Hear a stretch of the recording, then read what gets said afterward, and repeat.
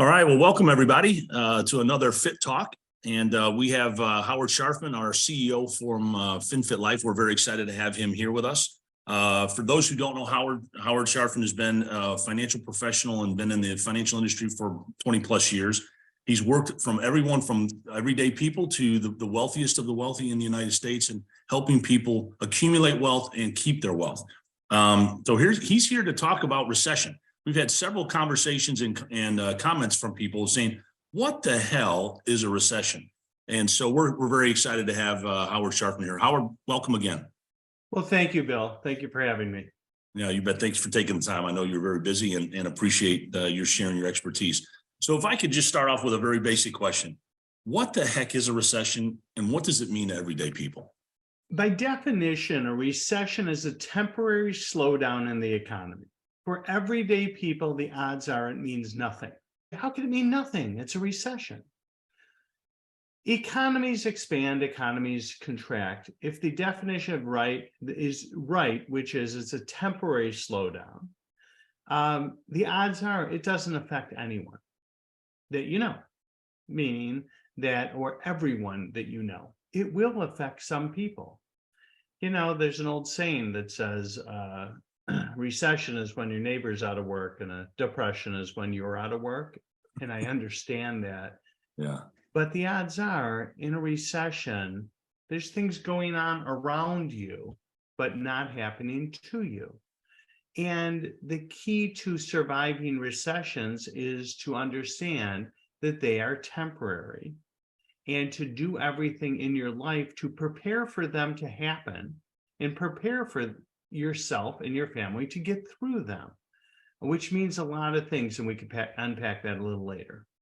Perfect. Yeah, and it is interesting is in my life, you know, there's been several ups and downs and things of that sort. And my kids, actually, we were just talking about them recently. They've said that, you know, they've been experiencing at least 3 major downturns. They had when they were a kid, they remember the 08, and then they had the COVID one, and all of a sudden now here we're at that conversation again. What should people be thinking about to protect themselves in a recession? You know, when people ask me what people should think, I think about very wise people and what they've said. So I'll go to Warren Buffett right here. So Warren Buffett's #1 rule is don't lose money. His second rule is don't forget rule #1. He also says things like, if you're not willing to own a stock for 10 years, don't own it for 10 minutes. Why does he say that? He says that because a recession is a temporary downturn in the economy, a slowing of the economy. So in 10 years, that's no longer temporary. And if you bought or allocated to a good position and you've done your homework and you've controlled everything that you can control, the odds are stocks move up over time. If you pick the right ones, obviously. You have to look at that and say, okay, what do we do? How do we position ourselves? So we position ourselves in a couple ways. 1, we have to position our assets. 2, we have to position our jobs and what we do in our jobs and how we make ourselves valuable to people. Because if our assets are protected and our jobs are protected, what's happening around us doesn't have as much of an impact to us personally. So what does that mean? Does that mean you shouldn't own stock and you should never take risks? No, I don't think that does mean that. But it does mean for the money that you can't afford to lose, you shouldn't put at risk. You should have some sort of floor or guarantee on that money.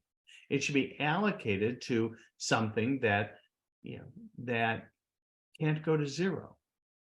For money that we're not going to need or use or consume or reallocate to something else in a very long time, we could take prudent risk and have the reward of that risk. There's this perfect relationship between risk and reward.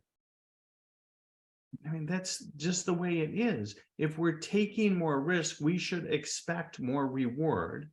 So if we're taking risk in the stock market, for example, and the stock market goes down, We understand that because we've taken that risk for upside. And if you go back to Warren Buffett saying, if you're not willing to own a stock for 10 years, don't own one for 10 minutes, then we're willing to ride that out.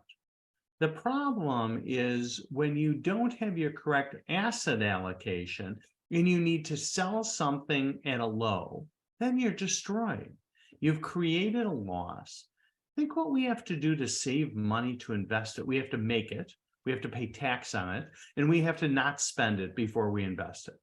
So if we do those things, we better invest it wisely. We better make sure that only the money that we could afford to risk is at risk. You know, speaking of that, I've been told many times is that in your life, dollar cost averaging, investing every single month consistently is the most prudent way for an everyday person to build some wealth. But the second thing that they said is that down markets, you need those in your life, at least 2 or 3, while you're investing consistently to ultimately build wealth. I was curious on your opinion on that. So for most people, the only possible way to invest is through dollar cost averaging or something similar to that, because people are earning money over time. If someone has a large corpus and they inherited $10 million or $1 million or $100,000, yes, someone could put that to work all at once. But most people aren't in that position. They're in the position that says, I make X, I spend Y, I'm going to save. And we talked about this in another one of your podcasts. We're going to save first. So let's say we're going to save that 20% of after-tax income.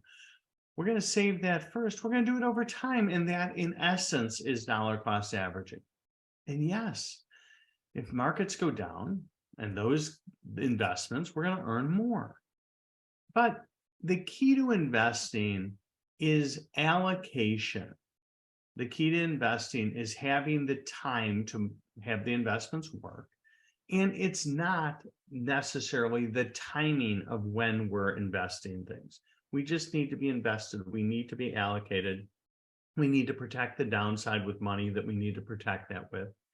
And things will work out as long as, and I'm going to go back to your last question, as long as you do everything that you can to make sure that your income is protected from work and that you control your income as much as you can. Now, for certain people, it's not possible.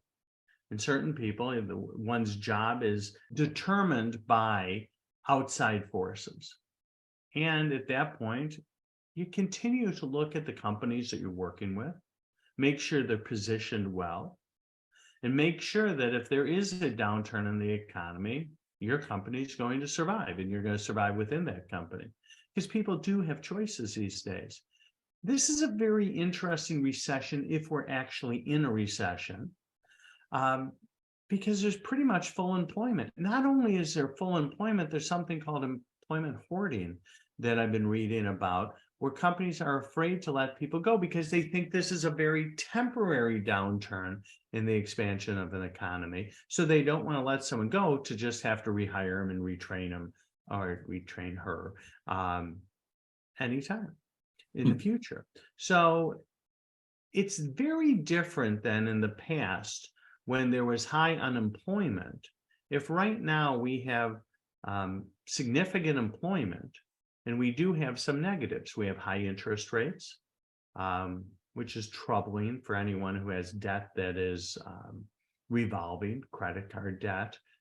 If you have a loan that's coming due, like a mortgage or an investment property, it's a significant hardship. So we have to look at that. But the markets seem to be strong. Earnings are coming in reasonably well. I don't think in the economy we have a full effect on the additional cost of interest, because although interest rates have gone up and many companies are driven and acquisitions are driven in the LBO world by leverage buyouts and debt, if those interest rates were fixed for a period of time, it hasn't come through the economy. And if a company spent $1 billion to buy a company and they borrowed $700 million and they put $300 million in equity and they had a 5-year term on that loan, the increased interest rates haven't affected them yet, but upon renewal, if interest rates are where they are today, it will affect it. There's also some tightening in the lending that banks and the non-bank lenders are putting on the marketplace right now with covenants and additional equity that needs to be in the deal. Those can have an effect on the economy, and I'm concerned about it. Am I overly concerned? No, because a recession is a temporary downturn. Got it. I have two last questions for you. The first one is, what should somebody not do during a recession? What are some things to avoid happening when there's a temporary recession? It depends. I want to answer that question and say, don't panic, but I can't answer it that way because maybe someone should panic if they didn't do everything right coming up to the recession. So, for example, if someone has 100% allocation in the market and we're looking at a potential market downturn, one should probably consider reallocating even if the market's down for some amount of money. So would that be a panic? Yeah. It's because something was, in my opinion, in my humble opinion, done incorrectly. Now, we have clients that are 100% equity 100% of the time, because they're not worried about their net worth. If it doubles, it doubles. If it goes in half, it goes in half, because they have enough. They live in this abundance mentality. They believe that stocks will outperform bonds, bonds will outperform cash. And so why wouldn't they have everything in equity marketplaces? Well, that's a nice luxury to be able to have, knowing that you have an abundance of money. And if your net worth goes down in half, you can still retire. Right. But for most of us, that's not the case. So we have to make sure our allocation is correct all the time. We have to continuously look at our allocation and reallocate based on, we had a stock that's gone up 5 times, which makes our allocation to equities a little high in our asset allocation formula. Maybe we need to reallocate. Maybe we need to put some floors on that. And then the other thing we always have to worry about is taxes, because recessions don't only hurt individuals, but think what they could do to the government and the governmental economy. So if part of the government's revenue is tax revenue based on sales of stocks and companies at a gain, and we are in a situation where either deals aren't happening, people aren't selling, or they're selling at a loss, there's no tax revenue because we pay tax on realized gains. So if the government's tax revenue is significantly down, and we know their cost is significantly up because the government borrows money all the time, and their cost of their borrowing is up, how are we going to get the money? How are they going to get the money? Well, it's probably taxes. There's only so much you could cut in governmental spending. So if that's the case, we have to be very, very careful about being tax efficient in our investments. Make sure that we have as much money in tax deferred or tax-free investments as we can, because I'm not a wizard, and I can't tell you I know the tax rates are going to go up. But just based on what I see in the debt and the cost of Medicare and Medicaid and the cost of Social Security, I believe taxes were going to go up. And I don't believe that Social Security is going to go away. I don't believe that Medicare and Medicaid are going to go away. And I pray that they do not. And if that's the case, we have to pay for them somehow. We still need roads. We still need armies. We still need the things, the critical things that the government does. So if that's the case, we have to balance the budget somehow, and we need revenue. So if that's the case, again, we should make sure that we allocate correctly into the correct tax structure that's most beneficial for our families. Great. And my last question is, usually when things may look gloom, there's usually tremendous opportunities that you're either not looking at or you unnoticed. What are some opportunities that you think everyday people could take advantage of and or areas that they could look at for opportunities? Sure. One, let me say I'm not an economist. And two, I'm not a money manager. So what I'm giving you is my personal thoughts here. And I believe that there are people who are much wiser in this area than I am. So the first thing I will tell you is get help. Have people around you that are professional at asset allocation, at picking the investments one makes, of allocating to things like insurance and stocks and bonds and other things. Make sure that other people look into your financial world and say, you have a hole here that you're blind to. Your emergency fund isn't enough. Emergency fund could be in a lot of different places. It could be in the bank. It could be in a checking account. It could be in cash value of life insurance, whatever it is, but we need one. We need a place to get money when we need it, if we're out of work for 6 months or something like that. So I think getting professional advice is something that's very important. The second is stocks have outperformed bonds and bonds have outperformed cash. So stay the course. Stay the course. But if I find the best deal in the world, I'm not going all in. Just like, any other type of choice one makes. If someone's a poker player and they're sitting at a poker table, if you go all in, you risk losing it all. Now, at a poker table, it's binary. Well, typically in the stock market or the bond market, it's not binary. Mm-hmm. And there will be something that comes out of it. But I think you have to be very careful about the bets that you make and the allocations that you make to make sure you can come out the other side and survive it. So I was talking to someone the other day who said, I have 7 years. Now he's in retirement. I have 7 years of liquidity in cash value of life insurance, bonds, and cash. He said, so I know I could live for 7 years. The rest of my money is in equities because I believe equities will outperform stocks and bonds. Outperform bonds. Mm-hmm. It seems reasonable. Yeah. Is he right or not? Time will tell. If we all knew, we'd be hedge fund managers, right? But that seemed like a reasonable, thoughtful approach to say that I have no need to sell a stock for 7 years. And knowing this guy, if he told me he had 7 years, he probably is 10 or 12. Pretty conservative person. So I think we have to make sure that we protect ourselves. And the key is starting now. The key is building that emergency fund, building your investment portfolio. It can't wait till tomorrow. It can't wait till tomorrow. So let's get things done now. And even if you invest poorly, but you've started to invest, you're doing much better than the person who didn't invest. Mm-hmm. Yeah. Howard, in closing, there's a couple of things that stood out to me. And one, you said, protect your position in your jobs. And I found that whenever there's tough times, one of the best investments that I've ever made was in myself, was improving skills.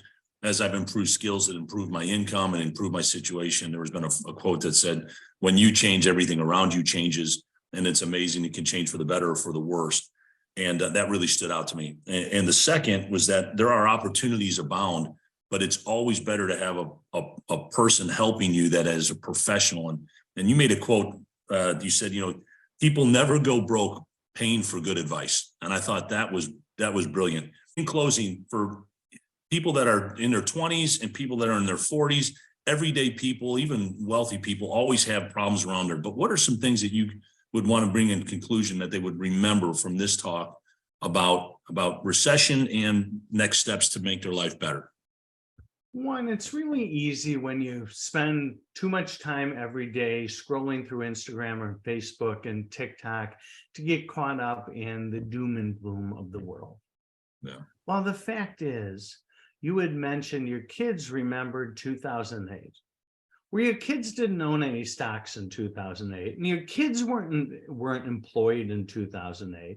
In the way I understand your history, you were well employed and doing well and earning money in 2008. So if you look at, I went through the 2008 recession. Yeah, it was a great financial crisis. Absolutely. It was a great financial crisis if you were in the real estate business. I mean, you could have done everything right up until that time, and you just had no choice, no chance. What happened there with interest rates or values, very, very difficult. So one, stay the course in what you do. Two, make sure that you're protected and not over allocated to one situation. You had just said no one ever went broke paying for good advice. My father taught me that. He also taught me that no one ever went broke over tipping, but you can make someone else's day. And I'll leave you with those two quotes because I learned them from a real smart man, my father, and hopefully his wisdom can help everyone else. That's fantastic. Howard, thank you. Thanks again for sharing your time and your wisdom. We really appreciate it. Until next, we'll see you at the next Fit Talks. Look forward to it.